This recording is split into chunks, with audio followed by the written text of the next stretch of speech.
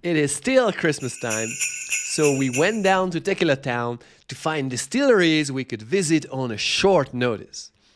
In our earlier video, we visited Jose Cuervo and did their distillery visit plus tequila tasting experience. We started at 11 a.m.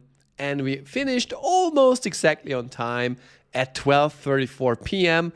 We checked out the gift shop, made videos, and we were still able to walk to Casa Sauza and join the 1 p.m. tour that we did not book in advance either. Though, we have to mention, there's an option to book a tour in advance on their website and that we should have showed up 15 minutes early. It worked for us, maybe it won't work for you. These are not my barrels. These are barrels from Sauza. We're here at the world's second biggest distillery, at least that's what they told us. It's Japanese owned, so join us and you'll see how this distillery experience is about.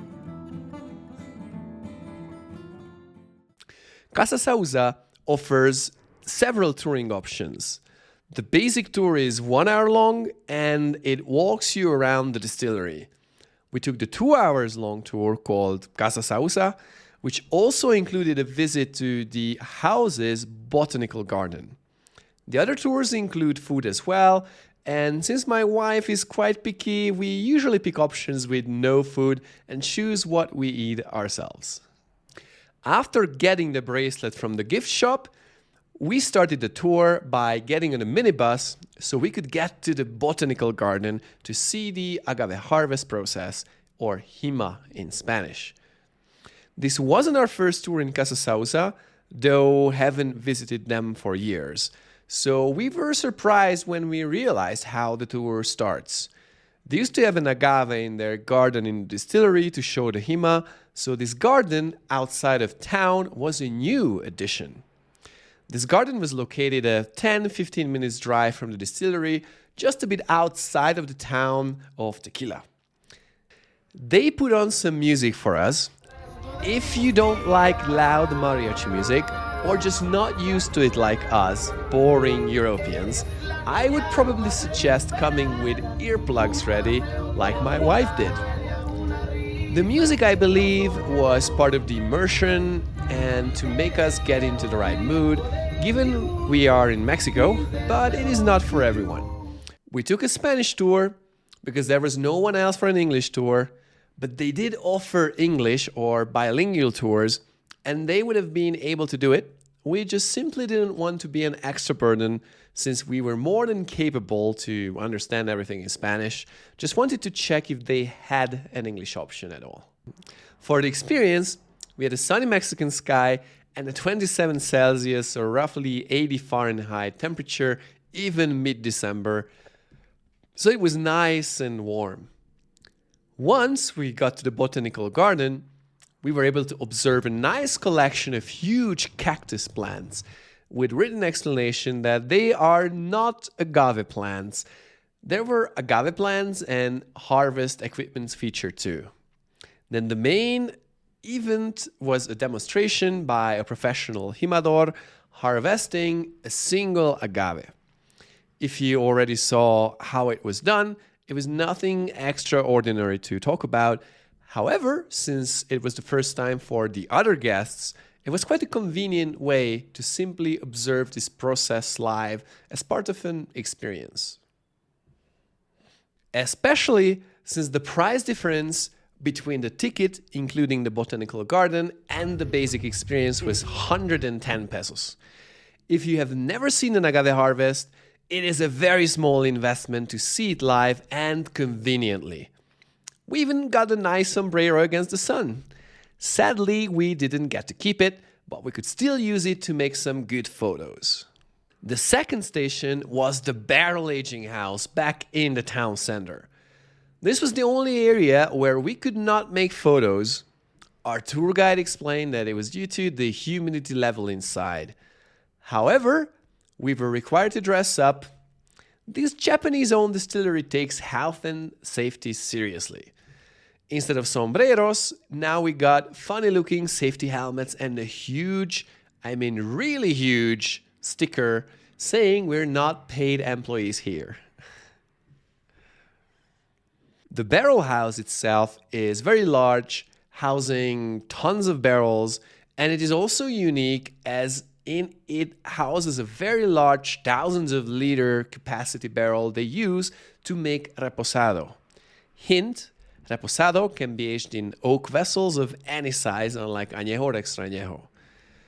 We were also able to sample the famous Hornitos black barrel, which we could draw from a small barrel. After the barrel house, we went straight into the distillery opposite the road. There's a wonderful painting on the wall after entering the distillery explaining the history and story of tequila. Going deeper, we quickly got surrounded by machines. And we even found a Japanese-style vending machine that employees could use to get access to protective gear. Well, the distillery is owned by Beam Suntory, so no wonder. As we mentioned, Sauza is one of the very few distilleries where you have to wear protective gear, and they take health and safety seriously. So we quickly got surrounded by diffusers. Our tour guide explained and made it clear, Casa Sauza is a modern industrialized facility. In fact, if you want to see diffusers live, this is probably the best place to see them, as even producers who have diffusers on site are usually very private about showing them, as many people have negative association with this equipment. However, Sauza is one of the 3 largest tequila producers in the world, and as a result, they can take advantage of technology by using it to produce a consistent, smooth-to-drink flavor profile they can produce at a very low price. This is a value tequila meant to be used as a cocktail or a light drink. Compared to the price point, it offers value to consumers. A bottle of G4 Añejo is priced at $99.99 at Old Town Tequila, and an Hornitos Añejo is selling at $29.99. So you can buy 3 bottles of Hornitos Añejo for a price of a G4 Añejo. This is their selling point, and of course, to make a profit at these lower price points, they would need to produce tequila at a large scale. And much like other big houses, Casa Sauza is also taking steps to broaden their portfolio. This is very natural in business. When consumers started complaining that big fast food chains like McDonald's were not really offering enough healthy options, the reply was starting offering them. So while years ago, Sauza only had diffusers on site, this has now changed. After being introduced to the big diffuser machines, we were guided to a nice little workshop with brick oven and taona and a few stills with unique shapes. The project is called Mi Alegría, and we had the chance to also sample the Blanco coming out of this experience project. I enjoyed the Blanco, and while I had nothing to compare it to, it had the right taste and the heavier body that I personally enjoy. The other visitors seemed to approve it too. I saw a few people taking a second round, which is always a good and strong sign of approval. I think it is really cool that the house allowed us to sample their experiment project. These are some of the experiences that make it worthwhile, even to someone like me, to go and revisit the distillery I've already visited. Then we had a little sensorial exercise. We smelled the Mosto Muerto from a bottle, and we tasted and compared a mixto tequila profile and a triple distilled 100% agave tequila profile.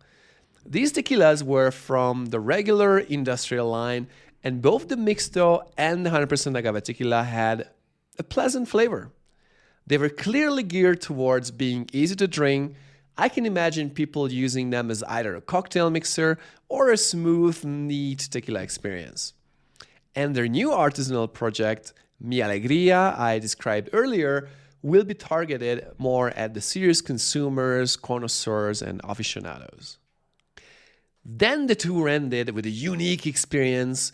We got to create our own cantarito. Together with other fellow visitors, we had fun chatting a bit and bonding while the cantaritos were born in our own hands. In Mexico, Cantarito is a special cocktail made with grapefruit, orange, lime, salt, grapefruit soda, and tequila. However, its uniqueness comes from being served in a nice-looking ceramic cup that we got to keep with us. As part of the show, we were provided with the ingredients and we made our very own Cantarito. Ok, ¿listos amigos? Es arriba, abajo, centro y dentro. I think this hands-on experience is great, especially for first-timers who may have not even tasted Cantarito. In any case, I found it to be a nice touch and a good way to end the tour. After the tour, we were left on our own to browse the items of the gift shop. The prices at the gift shop looked very reasonable, and even bought a small I Love Tequila cup here. The tequila products were also priced appropriately. The Hornitos Black Barrel had a cost of only 440 pesos, which is approximately $24, which is a very good price for an everyday añejo product, even if diffuser made. Conclusion. Would I recommend visiting Casa Sauza? It really depends what you're looking for. If you want to see diffusers up close and learn a bit about the modern tequila production process, this is one of the best and most accessible way to discover them.